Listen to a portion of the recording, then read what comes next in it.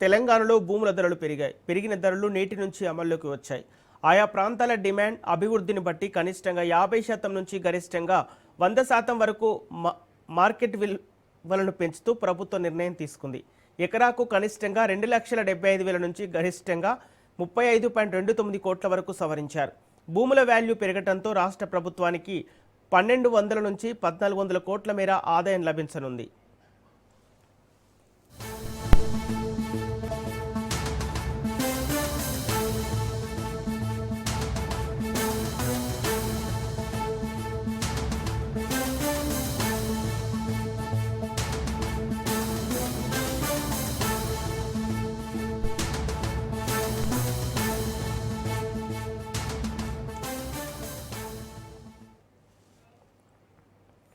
తెలంగాణలో భూముల ధరలు పెరిగాయి.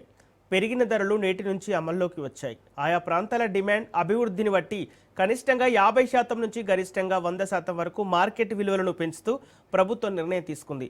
ఎకరాకు కనిష్టంగా 2,75,000 నుంచి గరిష్టంగా 35.29 కోట్ల వరకు సవరించారు. భూముల వాల్యూ పెరగడంతో రాష్ట్ర ప్రభుత్వానికి 1,200 నుంచి 1,400 కోట్ల మేర ఆదాయం లభించనుంది.